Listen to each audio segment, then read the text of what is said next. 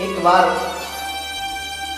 विष्णु भगवान की इच्छा हुई कि अपने बच्चों से, अपने बेटों से, अपनी बेटियों से हम मुलाकात तो करें, कि वो जो उनको हमने आचार संहिता बताई थी, जो हमने उस पूजा का नियम बताया था, जो उसके चलने के तरीके बताए थे, तो वो उसी रूप में चल रहे हैं या नहीं चल रहे हैं।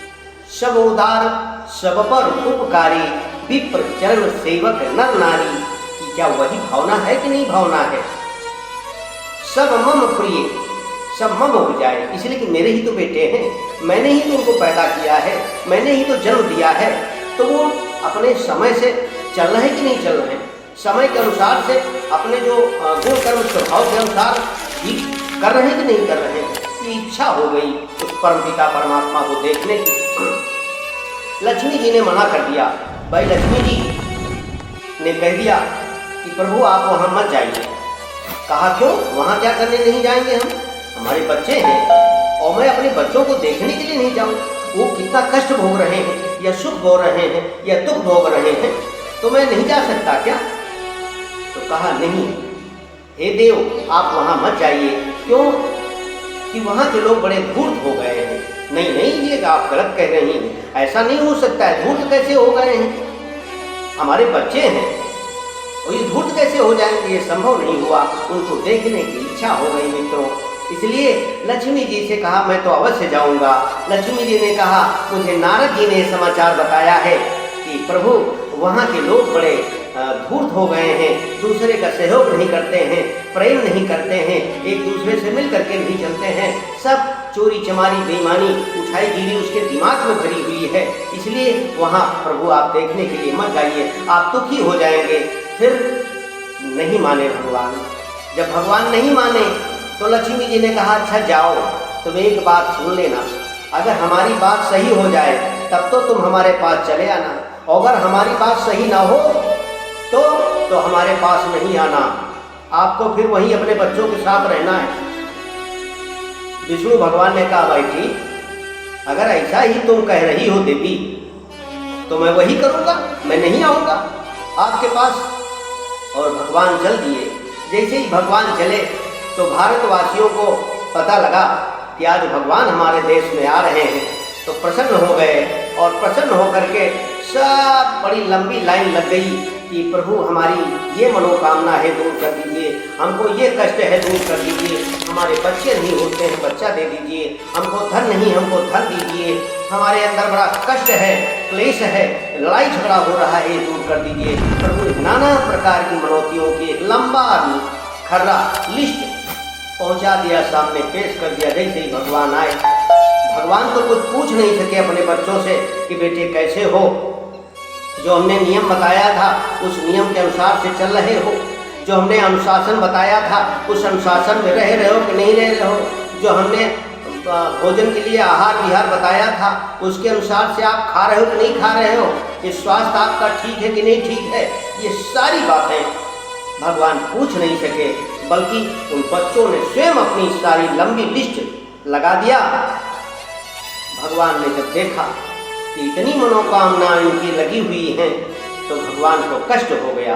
अरे ये बच्चे हमारे वही हैं, ये तो लक्ष्मी जी की बात सही हो गई, लक्ष्मी जी ने तो ठीक कहा था, मैंने तो पहले ही कदम रखा और कदम रखते ही मैं निराशा हो गया, निराश हो गया।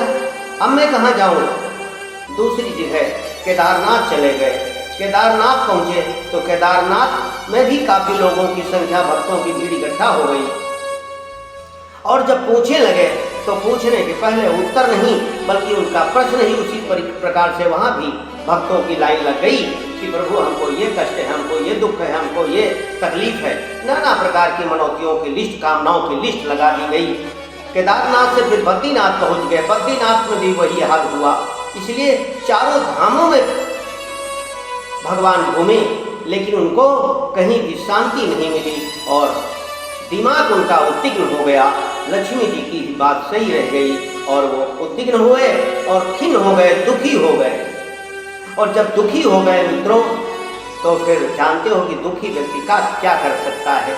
तो चुपचाप फिर नारद जी की बात मन में आई कि लक्ष्मी जी ने ठीक कहा था कि नारद जी ने मुझे ये समाचार बताया है कि वहाँ के लोग ठीक नहीं हैं, आपके भक्त, आपके बच्चे, आपकी बेटियाँ आपकी ठीक नहीं हैं, आपके बताए हुए रास्ते पे नहीं चल रहे हैं। तो क्या किया, जैसे ही सोचने लगे, सोचते सोचते नारद जी प्रकट हो गए। नारायण नारायण नारायण करते हुए नारद जी प्रकट, और नारद जी के प्रकट होते हुए नारद जी ने कहा, प्रभु क्या बात है, क्यों आप दुखी बैठे हो? भगवान ने कहा, नारद जी आप तो सब जानते ही हैं, आपसे क्या छिपाना है, आपने ही तो बताया था। ये बताओ प्रभु, आप तो अंतर्यामी हैं, मैं कहाँ चला जाऊँ, कहाँ रहूँ? अब तो मैं वापस लक्ष्मी जी के पास नहीं रह सकता हूँ, अब क्या करूँ? कहा ठीक है, एक बात उपाय है ये। प्रभु एक काम करें, आप सबके हृदय में जाकर के छिप जाइए और बैठ जाइए जाकर के। जो विवेकवान होगा, जो ईमानदार होगा, जो सत्य के रास्ते पे चलता होगा, वो आपको प्रभु देख लेगा, आपको खोज लेगा, अन्यथा लक्ष्मी जी का सहारा लेकर के, और वो आपको खोजेगा। अब लक्ष्मी जी अकेले बच गई विष्णु लोक में, वैकुंठ धाम में, और नारायण तो बाहर हो गए, इसलिए नारायण को वहाँ जाना भी नहीं है। तो नारायण अलग हो गए और लक्ष्मी अलग हो गई, और लक्ष्मी जी का सहारा लेकर के आज व्यक्ति आज खोज रहा है भगवान को, नारायण को खोज रहा है। आज नारायण नहीं मिल रहे हैं, और नारायण कहते हैं, मोको कहाँ ढूंढूं बंदे, मैं तो तेरे पास। अंता के पद खोल देख लो, ईश्वर पास मिलेगा, हर प्राणी में ही परमेश्वर का आभास मिले। सच्चे मन से नहीं पुकारा, सच्चे मन से नहीं पुकारा, तो कैसे आएंगे भगवान, कैसे आएंगे भगवान, कैसे आएंगे भगवान? लक्ष्मी जी खर्च कर रहा है, नारायण को खोज रहा है, नारायण तो अलग हो गया। अब नारायण को खोजेगा जो अपने ईमान को, अपने चरित्र को, अपने व्यवहार को ठीक करेगा, उसी को भगवान की प्राप्ति होगी मित्रों। इसलिए भगवान की प्राप्ति करना है तो अपने विश्वास को, अपनी श्रद्धा को, अपनी ईमानदारी को, अपनी निष्ठा को और प्रगाढ़ करें, और आपको सफलता अवश्य मिलेगी।